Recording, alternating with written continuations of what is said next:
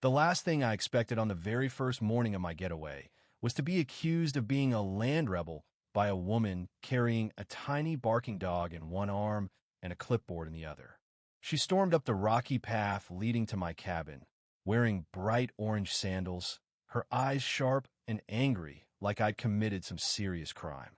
Her complaint? A bird feeder still wrapped in plastic, sitting unopened on my porch. She pointed at an old oak tree near the house, shouting, "You're inviting invasive animals." At first, I thought it was some kind of joke. But then 3 police cars roared up the hill, blocking my truck as if I were a criminal smuggling illegal goods. That's when I pulled out the official land papers, not just for the cabin, but for the entire ridge, including the patch where her fancy vacation house stood. Turns out, she had been living there without permission. Just a few days before, I had escaped the noise and chaos of the city, the traffic, the nonstop emails and calls, to spend time in this cabin, a gift from my late grandfather nestled deep in the Green Hollow Mountains. The road was narrow and overgrown, weeds trying to take over. That first night, I sat outside with a cup of tea, watching stars cut through the darkness. The silence was so intense, it almost buzzed in my ears. But the next morning, as I unpacked the bird feeder, I heard footsteps crunching on the gravel. Hoping for a neighborly hello, I instead saw a woman striding toward me in a bright yellow tracksuit. She carried herself like she owned the place, no smile, just a clipboard raised like a legal weapon. "You're breaking community rules," she said sharply. Section 5, Paragraph B. I asked her to explain, and she rattled off the guidelines from the Green Hollow Ridge Homeowners Association like a well-practiced script. I told her this was private property owned by my grandfather for decades, and I was just here to relax.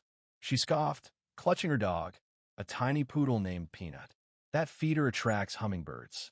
Hummingbirds bring predators. Predators threaten our pets," she said softly to Peanut, who yipped like a tiny alarm. I laughed, but she quickly dialed her phone, voice rising as she reported me for creating an environmental hazard. Somehow, she knew exactly where I lived. Peanut barked loudly like a miniature sheriff. I figured the cops would see the craziness and leave, but when 3 cruisers surrounded my cabin, I realized she had some real pull. The lead officer, stone-faced, asked for my ID and proof of ownership. I stayed calm, retrieved the deed from my truck, and handed it over. He scanned it twice, eyebrows rising. "Sir, this says you own over 300 acres, including the entire ridge." I nodded. Behind him, the woman, Mara, stood with her arms crossed, Peanut tucked under one elbow. Her face turned pale. The officer mentioned houses built along my land's edge. I said I planned to survey the property boundaries soon. Mara stepped back, stammering that the deed must be fake. Another cop interrupted. "Ma'am, these records were filed 20 years ago. County confirms this." Her mouth moved silently. Peanut trembled. The officers left, but Mara didn't. I sat on the porch, thinking about her boldness. This wasn't really about birds or pets. It was about control. She saw a guy in jeans and assumed I'd be an easy target. That night, I walked the property and noticed fence posts shifted, survey markers missing, and a new sign on my land. Green Hollow Ridge, HOA property. No trespassing. Mara wasn't just angry. She was plotting. I drove to town and bought trail cameras, no trespassing signs, and even a drone. If she wanted to fight, I was ready to fight back with proof. As I set up the equipment, a shadow moved outside my window. Mara stood by the driveway, taping a flyer to a tree. It read, "Unauthorized structure under investigation, fines pending." Her name and a fake HOA seal were on it. The battle for the ridge had begun. For 2 days, Mara vanished. No flyers, no barking dog, no clipboard. The quiet felt tense, like a loaded spring waiting to snap. On the 3rd morning, I spotted her from the porch, holding a rope on her porch, surrounded by neighbors. She was acting like a general rallying troops, pointing at my cabin and waving papers as if preaching a sermon. A woman gasped. A man checked his watch, uninterested. Mara was spinning a story, painting me as the bad guy. Later, I found a new flyer pinned to a tree accusing me of illegal waste dumping. My compost bin and some leaves were the only evidence. More flyers littered the trail, each listing another made-up violation. Illegal solar panels, unauthorized digging, and more. She was building a paper trail, not for me, but to scare off her followers. My trail cameras caught her sneaking out at midnight, tearing down signs and snapping pictures, checking for hidden cameras.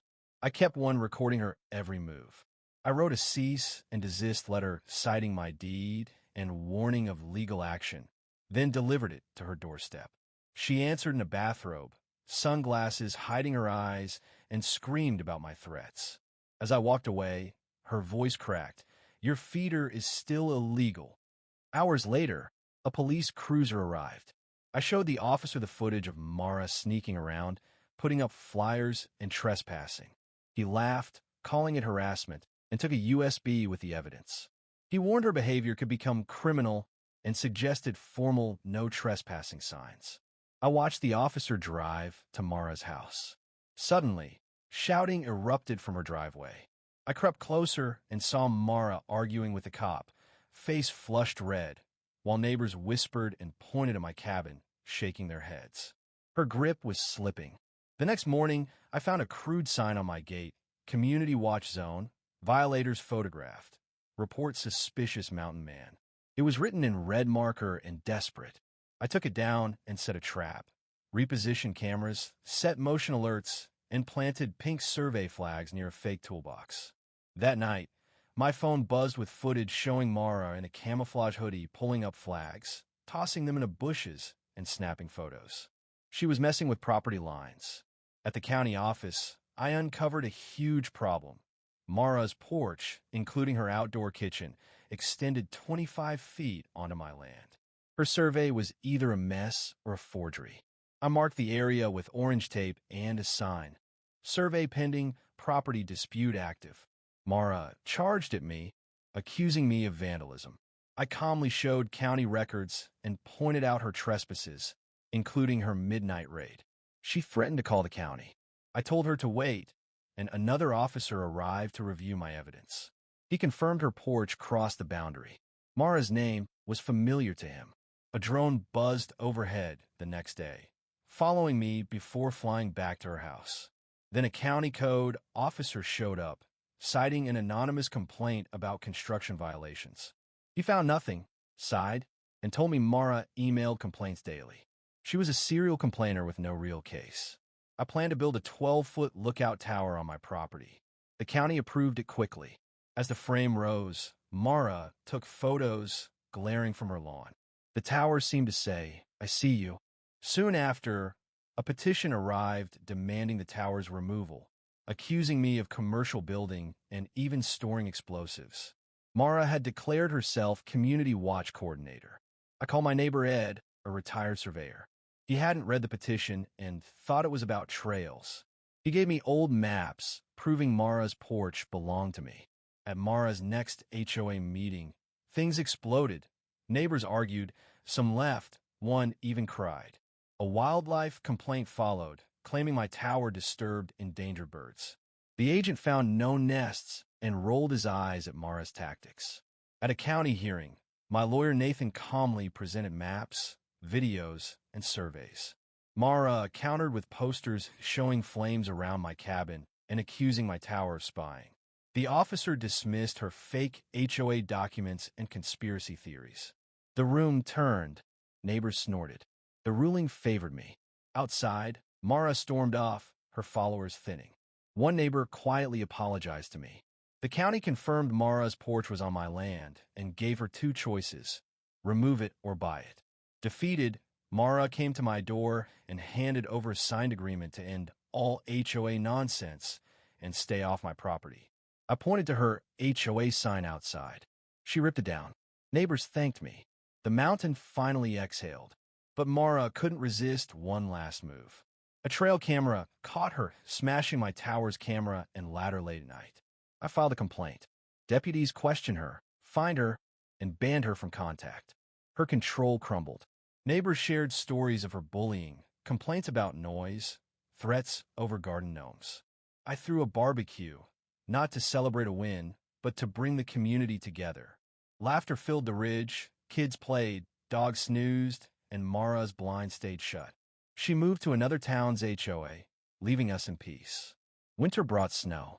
A real estate agent called. Mara's house was for sale. Quietly, I bought it through an LLC. She left at dawn, tires crunching on frozen ground. I gutted the house and turned it into a lookout lodge, a free retreat for hikers, veterans, volunteers, and neighbors. Donations came in, guests arrived, and healing began in the wild. One day, I found a rusted survey stake, an old relic from the battle. From my tower, I watched the sunset over the lodge glowing below. This was never about winning. It was about peace, my peace. Every tree, every trail was mine.